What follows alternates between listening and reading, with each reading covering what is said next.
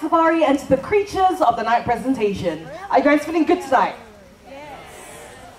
What was that? That wasn't convincing at all. Let's try that one more time. Are you feeling good tonight? Yes. All right, much better, much better. Now, before we start the show, I have a few very important messages to share with every single one of you. So first up, I'm sure you can see we have 3 staircases. Staircase number 1, staircase number 2, and lastly, staircase number 3. Once the show starts, please do not move up or down the 3 staircases, because guess what? Animals will be coming out from all over this amphitheater. That's right, so please remain seated for the duration of the show. Now next up, the animals that do come out, they may look very cute, very adorable, and very tempting to touch. But please do not reach out and touch them. Our animals, they are trained, but they only recognize their trainers. So if you still insist on reaching out to touch them, they will not hesitate to let you know how they feel. And it will not feel very good, so please keep your hands to yourself. Now for my last message, this is my most important message. It concerns the flashes on your cameras. Here at the Night Safari, our animals are nocturnal, so any sudden flashes or bright lights from your cameras may scare them, may startle them, and may disturb them during the show. This is a very important message, and we seek everyone's cooperation to please make sure that all your flashes are switched off. Can we do that? Thank you very much, guys. Now, since this is a very important message, I'm going to try and get it across to as many people as possible. And the way that I'm going to do that is by translating this message into a few different languages. Now, I'm not very good, so please bear with me, all right? So we're going to start off with a language that I learned not too long ago from a member of the audience, very much like you guys. So let me try this out. Do we have any German speakers here tonight? Oh, right up front. Okay, anybody else? Only these 4 people? Okay, this is especially for you 4. Bitte, klein, blitz. Is that okay? All right, fantastic. Next up, do we have any Mandarin speaking guests here tonight? Mandarin speaking guests. 晚上好，晚上好，晚上好，晚上好。请不要用声关灯，好不好？谢谢你们。All right, next up, what else? Do we have any Japanese friends here tonight? Japanese, wow, look at us, quite a lot. Okay, let me try this out. Kumbawa. Oh, thank you. I haven't started yet. Kumbawa. Flash dummy desu. Arigatou gozaimasu. Next up, do we have any Koreans here tonight? Korean friends. 안녕하세요. 안녕. 안녕하세요. 안녕하세요. Flash tadarojit maseo. 감사합니다. And lastly, last but not least, do we have any Hindi speaking guests? Whoa! All right, let's try something. Friends from India, make some noise! Every single day, this never fails. Namaste. Whew, pressure. Sablo apne, camera ke flash pan kije. TK? Shukriya, shukriya. Thank you very much. Now, as you might imagine, I took a lot of time and a lot of effort to learn all of these translations, but guess what?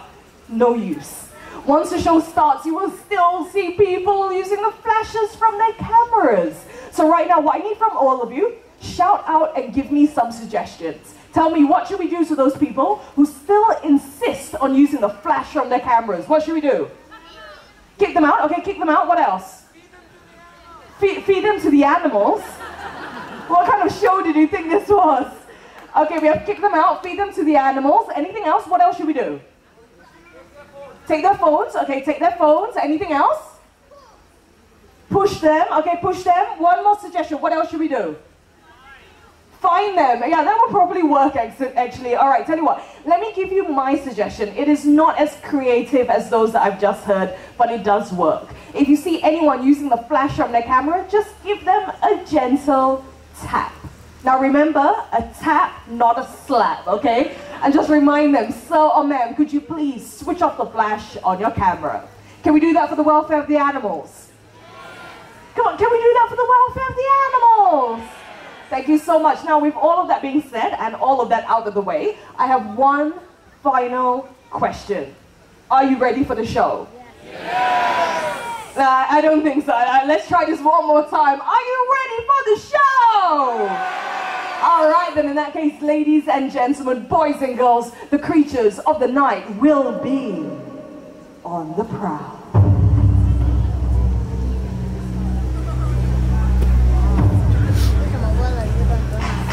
As night falls, two worlds, one of sunlight, the other moonlight, blend into one.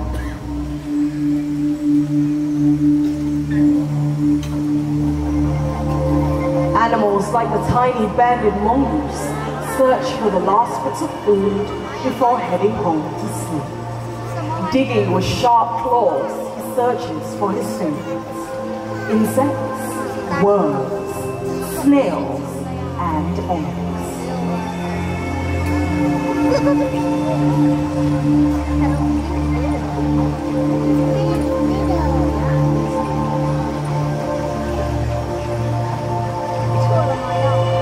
When satisfied, he will return to his big mongoose family and curl up in a safe burrow for the night. As daytime animals settle down to sleep, the forest comes to life. Hidden amongst the shadows, nocturnal animals emerge from the dark silhouettes of the forest. With a body striped to provide perfect camouflage, a fishing cat appears along the riverbank. These cats love to swim and dive underwater, and they wear a layer of short hair so dense that water cannot get through it. It is this layer that will keep them warm and dry, even in chilly waters.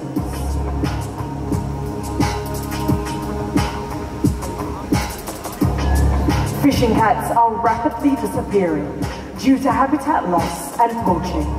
They deserve our protection before this quiet hunter disappears forever.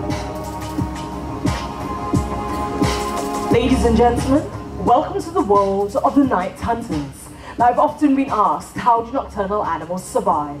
Well, all-night creatures have unique adaptations for survival in the forest. For example, the binturong. Jet black in color, they are almost invisible at night. With their excellent eyesight and quiet ways of moving through the dense forests of Asia, they're able to pounce on small animals easily. Birds' eggs happen to be their favorite food, and they also feed on fish, fruits, and small mammals. Now, Pearline, why not turn around and show everyone our binturong's tail? Now, this tail is very strong indeed. It is able to withstand their entire weight, and this tail also helps them to climb up trees and hang from branches effortlessly. Now, one more very interesting fact about these binturongs, this is for all the ladies in the crowd tonight. It is the female of the binturong family, which is the more dominant sex, often weighing 20% heavier and larger than the males. So you know what, let's give it up for our beautiful binturong. Tonight we have Shani, Along with our trainer, we have Pearlin. Thank you very much, guys. Now, these bingshangs, they're part of the civet family, and while civets rely on their keen sense of smell for survival, other nocturnal animals rely on their acute hearing power. For example, the owls. Now, focus your attention over to my left-hand side. Coming down with Pavitra, we have Midnight. Midnight is a Malay fish owl, also known as a buffy fish owl, and they can be found in Southeast Asia, such as Indonesia, Malaysia, and even here in Singapore. Now, it has been said that owls are the quietest raptors in the world when it comes to their flight. Who agrees with me? Put up your hand. Who agrees that they're very quiet when they fly? Let's see, not many, all right, tell you what, we are going to demonstrate it for all of you. What I need you to do is to remain in your seats, keep your flashes switched off, and focus your attention over to Midnight.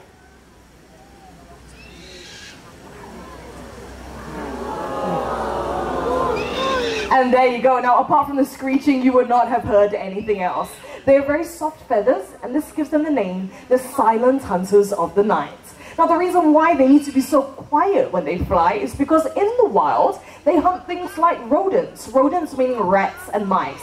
Rats and mice and other rodents have a very acute sense of hearing, meaning that they can hear things really well. So in order for these owls to swoop down and catch them, they need to be really quiet when doing so. Now, apart from that, I have another quick question. So if you know the answer, no need to be polite, no need to put up your hand. Just shout it out as loud as you can. It is very well known that owls are able to rotate their heads quite a bit, right? That's common knowledge. But can anyone tell me by how many degrees? How many degrees can an owl rotate their head? A lot of 360s. Okay, anything else apart from 360? 180, all right, we have 360, we have 180, anything else? 270. And 140, all right, 140, anything else? 720. Did you say 500, sir? 540, so 540 degrees. This is not The Exorcist, okay? No. All right, anything else? 270. 270, who said that? Who said 270? 270 degrees, that is the correct answer. That is 3/4 of a circle. And the reason why they can move their heads so much is because, unlike you and I, they can't move their eyes left to right or up and down, so they have to be able to rotate their heads to take a look around their surroundings. Now, as you can see, Midnight over here is a very big diva, so she will do things in her own time. So we're just going to wait for her to fly back to Pavitra. Come on, Midnight. Almost got it there. And there you go. Now, you know what? I think it's about time we say goodbye to Midnight. So everyone give it up for our Malay fish owl. That's Midnight along with Pavitra, our trainer. Thank you very much, guys. Now, ladies and gentlemen, for the next segment, a gentle reminder, please remain seated, and above all, no flash photography. A famous scavenger from the African continent. These animals possess a keen sense of smell, able to detect carcasses from many miles away.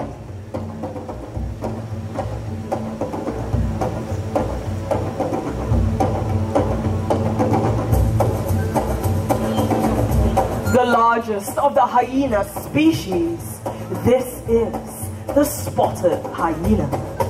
They have powerful jaws able to crush bones, including those of elephants. And with their excellent digestive systems, they're able to digest their entire prey. This includes the skin, teeth, horns, bones, and even the hooves.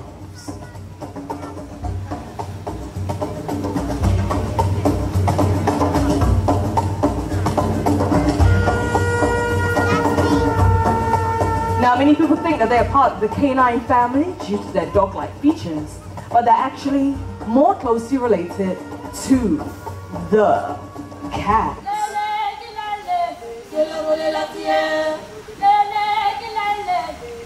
And speaking of cats, coming up next in the grasslands of Africa will be our very own slender-built serval.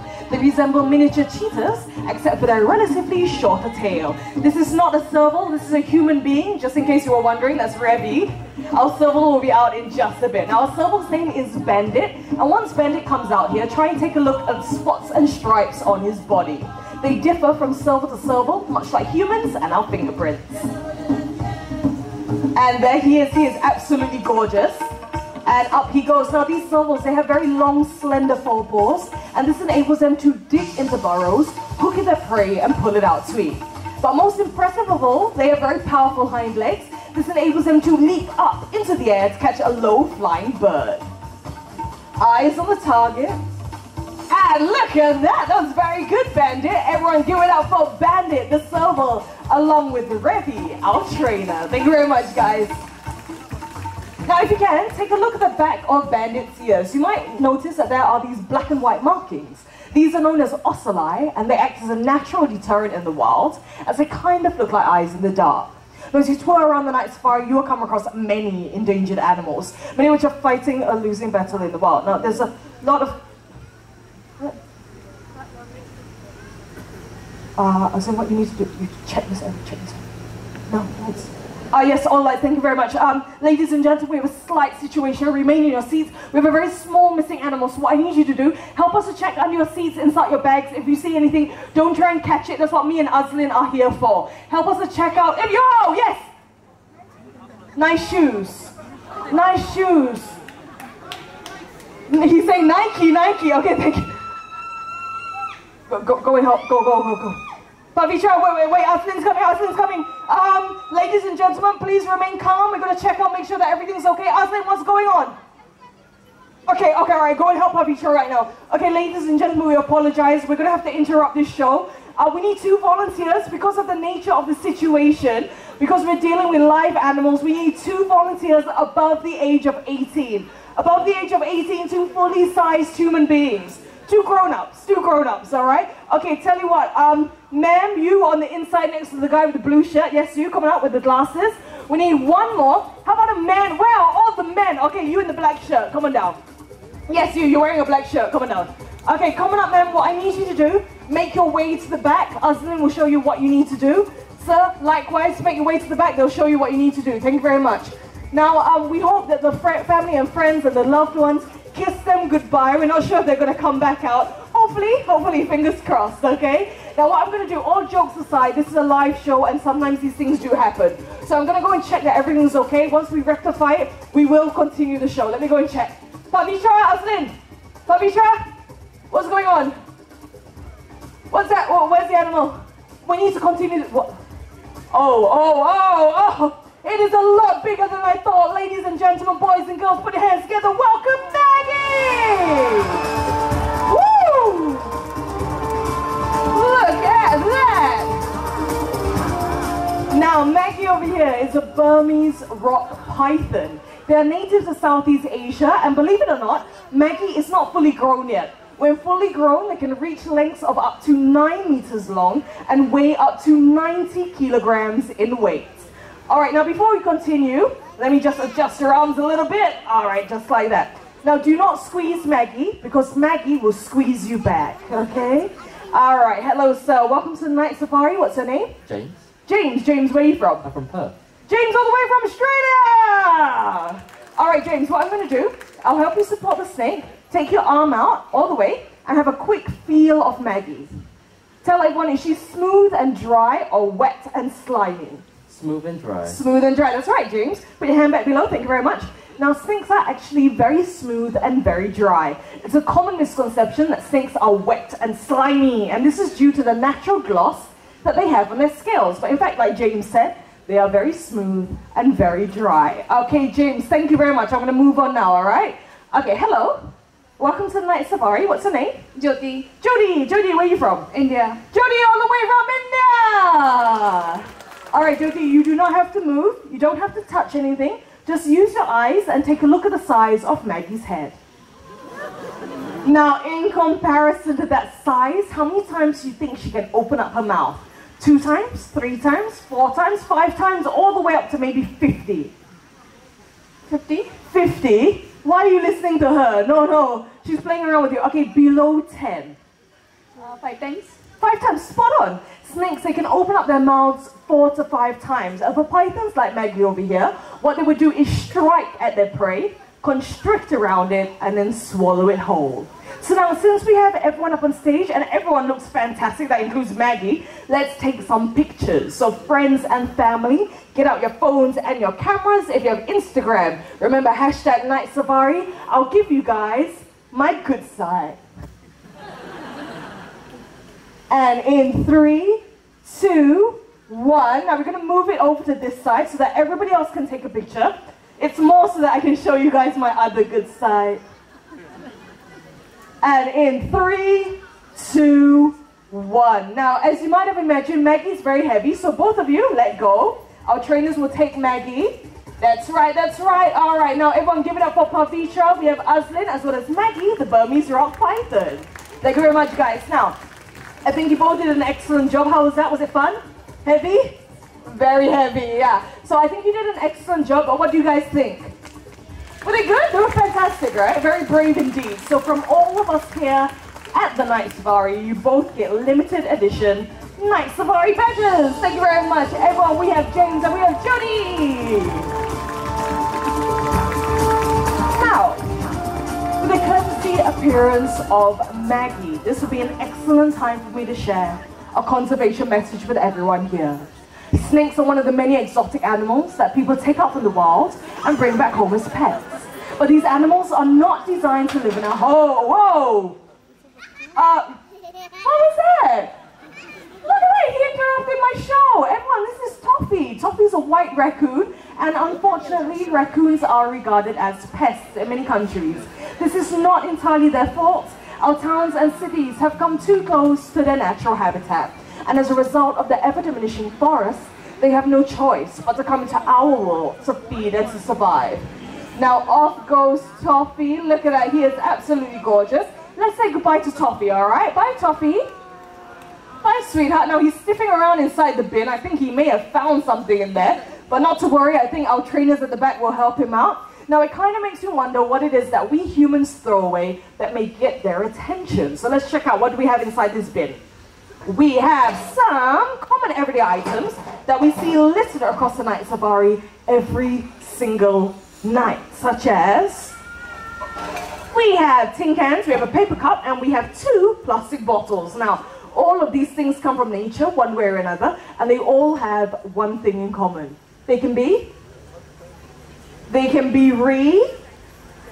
recycled. That's right. So focus your attention over to the right-hand side. Coming out in just a bit, we will have 2 sisters by the name of Bubbles and Bailey. Aslin is not one of the sisters. Now, Bubbles and Bailey, they're Asian small-clawed otters, the smallest species of otters in the world. They have excellent eyesight, both above and below the water. And here they are, along with Pavitra. All right, Bubbles, over here, sweetheart. You know what to do. Drop it in. Yes, drop it in right there. Right, very good. Almost. Just reach a little bit. Very good. There you go, sweetheart. All right, one more to go. Let's do this. Drop it in. Almost. Come on, Bubbles. You can do it. Come on. Give him some encouragement. That's right. Good job, Bubbles. All right, now we have 2 tin cans, 2 plastic bottles, paper cup. The paper cup, guys, the paper cup. What is that?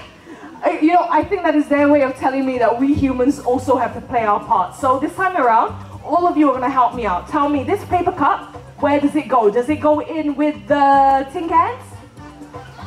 With the plastic? Others? Yeah, that's right.